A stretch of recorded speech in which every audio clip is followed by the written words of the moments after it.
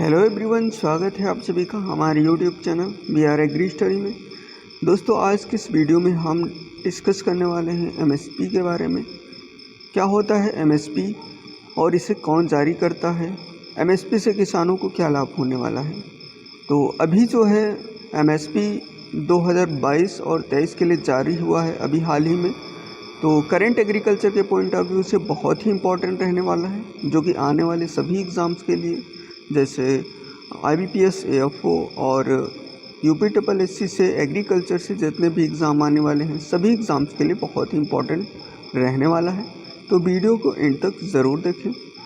सबसे पहले हम जान लेते हैं एमएसपी क्या होता है। ओके, तो एमएसपी क्या होता है सब देखते हैं। एमएसपी को मंजूरी 24 दिसंबर 1964 को दी गई थी, परंतु उसी समय इसे लागू नहीं किया गया था। उस समय के भारत सरकार के सचिव पद पर रहे बी शिवरमन ने 19 अक्टूबर 1965 को इस पर मुहर लगाई गई थी, जिसके बाद 1966-1967 में पहली बार गेहूं के लिए न्यूनतम समर्थन मूल्य यानी कि एमएसपी की घोषणा की गई थी, जिसके बाद से प्रत्येक वर्ष सरकारों ने फसलों हेतु न्यूनतम समर्थन मूल्य की घोषणा के साथ शुरुआत की गई थी। समर्थन मूल्य की घोषणा फसलों की बुआई से ठीक पहले की घोषणा की जाती है। ओके, तो आप देख सकते हैं 24 दिसंबर 1964 को मंजूरी दी गई थी एमएसपी को, लेकिन उस टाइम जो है इस एमएसपी को लागू नहीं किया गया था। ठीक है, लागू कब किया गया था? 19 अक्टूबर 1965 में इसे लागू किया गया था, और उसी टाइम पे जो है 1966 और 1967 के ड्यूरेशन में सबसे पहले गेहूं का एमएसपी जो है जारी किया गया था। ओके, और ये फसल बुआई के ठीक पहले या फसल की हार्वेस्टिंग के पहले जो है ये जारी कर दिया जाता है। ओके, अब जान लेते हैं एमएसपी के क्या लाभ हैं। एमएसपी का नई तकनीकी को किसानों में लोकप्रिय बनाने में महत्वपूर्ण भूमिका निभाता है। न्यूनतम समर्थन मूल्य के द्वारा निर्धन व्यक्तियों का आय का हस्तांतरण होता है। इससे कृषि व्यापार की शर्तों को उचित स्तर पर बनाए रखा जा सकता है। इसके द्वारा क्रॉपिंग पैटर्न को ऐच्छिक दिशा में ले जाने में मदद मिलती है। भारत में खाद्य सुरक्षा से निपटारे हेतु गेहूं, चावल आदि के क्षेत्र में क्रॉपिंग पैटर्न में बदलाव देखने को मिला। इसके द्वारा भारत में खाद्यान्न उत्पादन में आत्मपूर्णता की स्थिति बनाई जा सकी। इसके माध्यम से खाद्यान्न और अन्य फसलों की मार्केट में कीमत स्थिरता को लागू किया जा सकता है। ओके, तो इतने सारे लाभ हैं किसानों के लिए, तो आप देख सकते हैं। आगे हम जानते हैं एमएसपी का निर्धारण किस तरीके से किया जाता है, कैलकुलेशन किस तरीके से करते हैं एमएसपी को। तो पहला जो पॉइंट है, देश के अलग अलग क्षेत्रों में किसी भी फसल की प्रति हेक्टेयर लागत के अनुसार निर्धारित की जाती है। ओके, तो सरकारी और सार्वजनिक एजेंसियों जैसे FCI और नेफेड की स्टोरेज क्षमता को देखकर एमएसपी का निर्धारण होता है। देश के अलग अलग इलाकों में प्रति क्विंटल अनाज की पूरी लागत के अनुसार तय होता है। प्रति क्विंटल अनाज उगाने में होने वाले खर्च और आने वाले खर्च में किए जाने वाले बदलाव के मुताबिक किया जाता है। अनाज का मार्केट में मूल्य और अगले वर्ष में किया जाने वाला औसत बदलाव के अनुसार किया जाता है। किसान के बुआई से लेकर बेचने तक के खर्च के अनुसार निर्धारण किया जाता है। एक परिवार पर खपत होने वाले अनाज के मुताबिक होता है।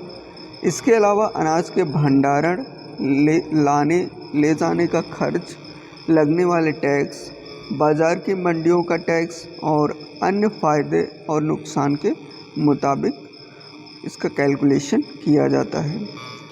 वर्ल्ड मार्केट में उस अनाज की मांग और उसकी उपलब्धता को देखते हुए इसका निर्धारण किया जाता है। तो ये सभी पॉइंट्स हैं जिनको देखा जाता है और इन्हीं पॉइंट्स के अकॉर्डिंग जो है एमएसपी को कैलकुलेट किया जाता है। आगे जानते हैं ये कौन जारी करता है, एमएसपी को कौन तय करता है। तो जैसा कि हमने आपको बताया कि भारत में एमएसपी को सरकार के द्वारा निर्धारित की जाती है। इसको मुख्यतः CACP यानी कि the commission for agriculture cost and prices, कृषि लागत एवं मूल्य आयोग द्वारा तय किया जाता है। यह भारत सरकार का ही एक मंत्रालय है जो कि कृषि और किसान कल्याण मंत्रालय का एक संलग्न कार्यालय है। वैसे तो भारत में लगभग हर प्रकार की फसलों का एमएसपी मूल्य कृषि लागत एवं मूल्य आयोग के द्वारा ही तय किया जाता है, परंतु गन्ने की फसल को गन्ना आयोग के द्वारा तय किया जाता है। वर्तमान समय में भारत के द्वारा लगभग 23 फसलों पर एमएसपी तय किया जाता है, जिससे लगभग 7 प्रकार के अनाज और 5 प्रकार के तिलहन पाए जाते हैं। इनके सबके अलावा और भी अन्य फसलें होती हैं जिनका एमएसपी तय किया जाता है। ओके,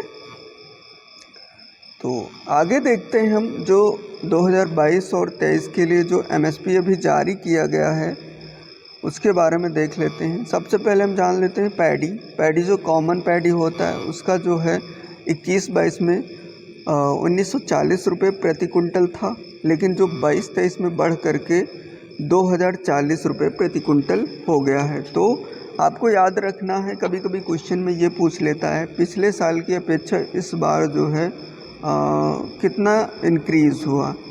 तो इसमें जैसे 1940 रुपये था पिछले साल और इस बार 2040 से तो 100 रुपये जो है इस बार जो है बढ़ाया गया। ओके, पैडी जो ए ग्रेड का पैडी होता है उसमें 1960 रुपये पहले था और इसको बढ़ा करके 2060 रुपये किया गया, तो इसमें भी जो है 100 रुपये इंक्रीज़ किया गया है। ज्वार हाइब्रिड के लिए 2736 रुपये और पहले था 2021 और 22 में, और इस बार जो है 2970 रुपये किया गया है। ज्वार मालदानी जो है उसका रेट था 2758 रुपये 2021 और 22 में, और इस बार जो है 2990 रुपये किया गया है। बाजरा 2250 रुपये था 21-22 में, और इस बार इस साल जो है 2350 रुपये किया गया है। रागी के लिए 3377 रुपये 21 में था 2021 और 22 में, और इस बार जो है इसको बढ़ा करके 3578 रुपये किया गया है। आगे देखते हैं मेज़ जो है 1870 रुपये था और इस बार जो है बढ़ा करके 1962 रुपये किया गया। अरहर जो है 21-22 में 6300 रुपये किया गया, मतलब 6300 रुपये, और इस बार जो है बढ़ा करके 6600 रुपये किया गया है। मूंग का जो एमएसपी है 7275 रुपये था 21 और 22 में, और इस बार जो है बढ़ा करके 7755 रुपये किया गया है। उड़द 6300 रुपये था 2021 और 22 में, इस बार जो है 6600 रुपये किया गया है। ग्राउंड नट का जो एमएसपी था 5550 रुपये और बढ़ा करके जो है 5850 रुपये किया गया है। सनफ्लावर का जो एमएसपी था पहले 21-22 में 6015 रुपये और इस बार बढ़ा करके 6400 रुपये किया गया है। सोयाबीन का जो 21 और 22 में एमएसपी था 3950 रुपये था और इस बार बढ़ा करके 4300 रुपये किया गया है। सीसैमम का 7307 रुपये था और इस बार बढ़ा करके 7830 रुपये रखा गया। नाइगर सीड 6930 रुपये था 21-22 में और इस बार बढ़ा करके 7028 रुपये किया गया। ठीक है, ये मिस्टेक हो गया, यहाँ पे 7028 रुपये। कॉटन जो मीडियम स्टेपल का होता है वो उसके लिए 5726 रुपये था और इस बार जो है बढ़ा करके 6080 रुपये किया गया है।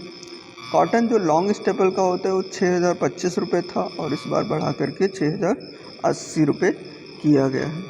तो ये था आज का सेशन जो कि करंट एग्रीकल्चर के पॉइंट ऑफ व्यू से बहुत इम्पोर्टेंट है। तो वीडियो को पूरी तरीके से अच्छी तरीके से देख लेना। अगर वीडियो आपको अच्छा लगे तो दोस्तों में शेयर ज़रूर करना, और अभी तक हमारे चैनल को अगर सब्सक्राइब नहीं किया है तो प्लीज़ सब्सक्राइब करें। मिलते हैं नेक्स्ट वीडियो में, तब तक के लिए बाय बाय।